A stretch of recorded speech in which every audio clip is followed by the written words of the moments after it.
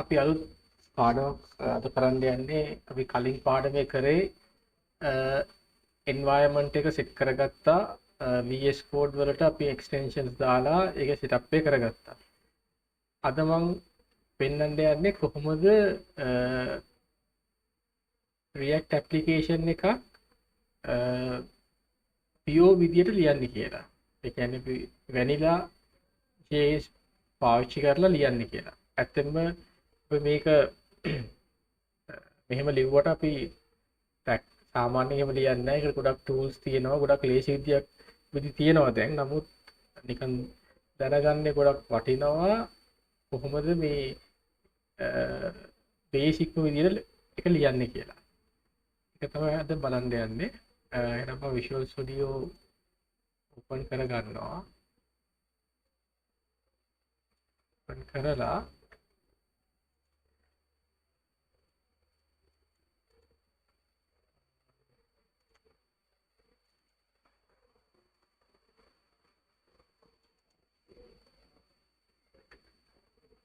මං අලුත් ෆෝල්ඩර් එකක් හදනවා Pure React කියලා. මම මේක ඕපන් කරනවා. මම යන්නේ HTML page එකක් හදලා ඒකේ hello world කියලා display කරන්න තමයි යන්නේ. හරි මම හදනවා index.html කියලා page එකක්. මේ VS Code වල තියෙනවා මේ අට HTML page එකක් generate කරන්න පුළුවන් scaffolding, ඒ කියන්නේ template එකක්. මෙහෙම මෙන්න මේ symbol එක දාලා enter tab එක press කරා නම් මෙහෙම page එකක් හැදෙනවා. හරි ඊට පස්සේ අපිට අවශ්‍යයි React කියන්නේ තනිකර කියන්නේ JavaScript නේ. එතකොට React කියලා කියන්නේ ඇත්තම JavaScript library එකක්. එතකොට අපිට ඒක මේ page එකට මට import කරන්න ඕන.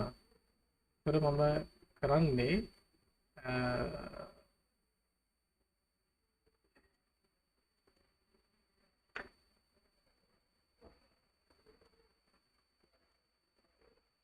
React කියලා React site එකට ගිහිල්ලා මම මේ link එක ගන්න විදිහ මේක පෙන්නන්නේ.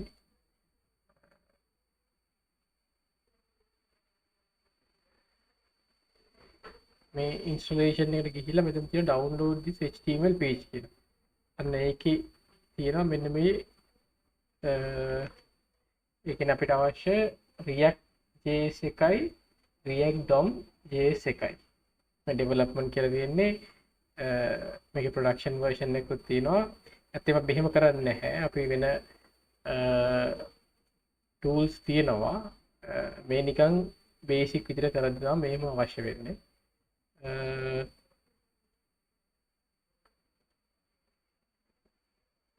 මම body එකේ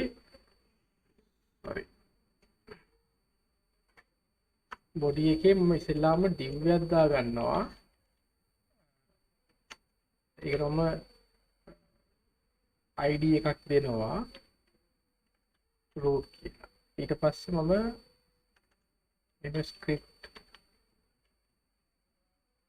tag දාලා මම අර copy කරගත්ත link එක දානවා. එතකොට ඇත්තම මෙන්න මේක තමයි React වලට අදාළ library. මේක ඇවිල්ලා React DOM කියලා කියන්නේ ඒ කියන්නේ browser එකක run වෙද්දී අවශ්‍ය වෙන library තමයි මේක. එතකොට React කියන්නේ ඒක base එක. React DOM කියලා කියන්නේ මේක අවශ්‍ය වෙන්නේ browser එක run වෙනවා. සමහරවිට mobile phone එක run වෙනවා නම් මේකට වෙනම එකක් තියෙනවා React Native කියලා. එතකොට ඒ එක run වෙන device එක මත ඇවිල්ලා මෙන්න මේ දෙවෙනි library අපිට වෙන වෙනම පාවිච්චි කරන්න වෙයි. නමුත් අපි මේක රන් කරන්නේ browser එකේනේ. ඒකින් තමයි React DOM එක පාවිච්චි කරන්නේ. හරි. ඊට පස්සේ අපි මම මේක ෆන්ක්ෂන් එකක් ලියනවා. function app කියලා. right. ඊට පස්සේ මට hello world කියන එක ගහන්න අවශ්‍ය මට. එතකොට මේ React කියන මේ library තියෙනවා මෙන්න මේ method එක.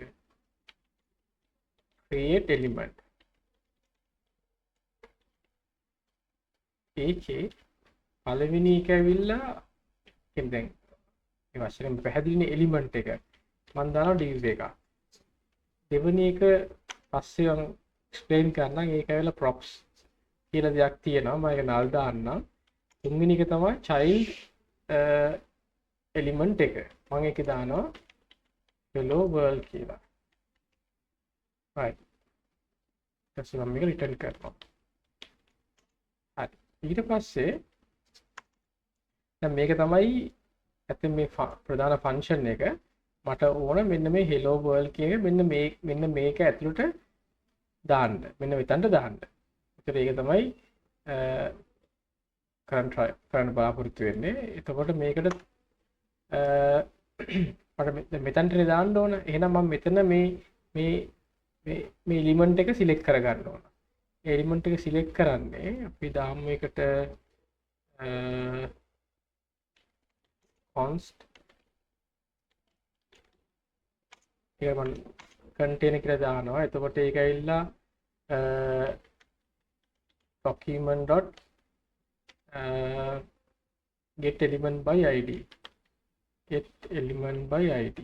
මේ ඇවිල්ලා javascript. ඒ කියන්නේ මේක ඇවිල්ලා id select එක root. එතකොට මේකින් කරන්නේ මෙන්න මේ එලිමන්ට් එක සිලෙක්ට් වෙනවා. ඊට පස්සේ මට අවශ්‍යයි ඒ එලිමන්ට් එක කියන්නේ දැන් මම මෙතනට දානවා නම් මේක React විසින් මේක කන්ට්‍රෝල් කරන්න එපයි. ඒක කරන්නේ const මම ඒක දානවා root කියලා. එතකොට මේක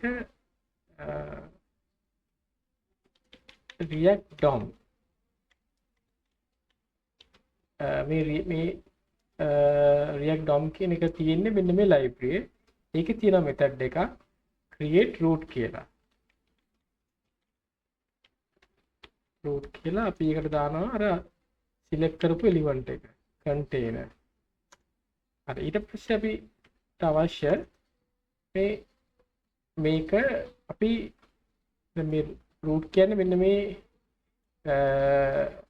React මෙන්න මේක දැන් සිලෙක්ට් කරලා තියෙන්නේ. අපි ඒක රෙන්ඩර් කරනවා. රෙන්ඩර් කරනවා කියන්නේ මෙන්න මේකේ තියෙන දේවල් මෙතනට කියලා දානවා. හරි. එතකොට අපි ඒක කරන්නේ root render කියලා දාලා මේක ඇත්තවිල්ලා React create element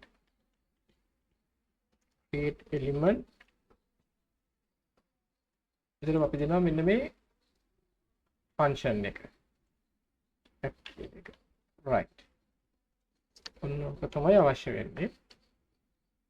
අපි සරල දෙයක් කරේ අය මම කිව්වොත් අපි මෙන්න මේ JavaScript libraries දෙක අවශ්‍යයි. ඊට පස්සේ අපි ෆන්ක්ෂන් එකක් ලිව්වා. ඒකදී අපි අර මගේ දැන් අරමුණ තියෙන්නේ මේ page එකට div එකක් දාන්න. අපි මෙහෙම කරමු. මේක අපි බලන්න. මම ඉස්සෙල්ලා මේ ටික කමෙන්ට් කරනවා. මෙන්න මේ ටික කමෙන්ට් කරනවා. කමෙන්ට් කරලා මේ රන් කරලා බලමු.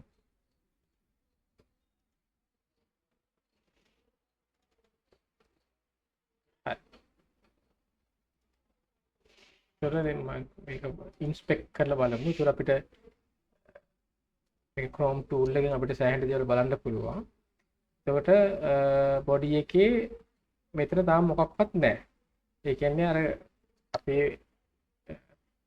ඒ කියන්නේ අපි අර ෆන් මේ ඇප් කියන එක ඇතුලේ තියෙන එක මේකට සෙට් වෙලා නැහැ. එහෙනම් අපි කමෙන්ට් කමෙන්ට් කරනවා.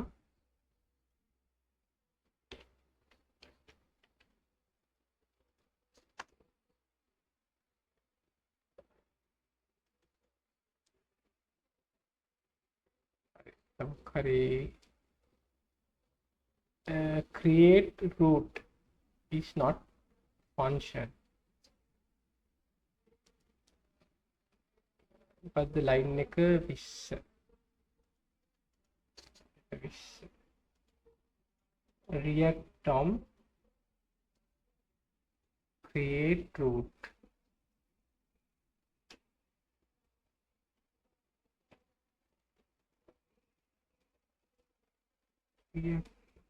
dom create root එක ස්පෙලිං වැරදි. හරි දැන් අපි ආයෙ ගිහලා රිෆ්‍රෙෂ් කරලා බලමු. අන්න එතකොට අපි එලිමන්ට් එකට ගිහලා බැලුවොත් දැන් මේක ඇතුලේ තියෙනවා div එක. ඒතර මේකට දැන් කියන්නේ අපි රෙන්ඩර් වෙලා කියලා. ඒතර ඇත්තම වෙන්නේ React වලින් වෙන්නේ මෙන්න මේ අපි කොච්චර කම්ප්ලෙක්ස් ඇප් එකක් ලිව්වත් ඒ ඇප් එක අන්තිමට JavaScript වලින් මෙන්න මේ එලිමන්ට් ටික ජෙනරේට් කරලා ඒක මෙන්න මේ එලිමන්ට් එකට ඒක සෙට් කරනවා. ඒක ඉන්ජෙක්ට් කරනවා. right? හරි. එතකොට ඕක තමයි අපිට බේසික්ම විදිය.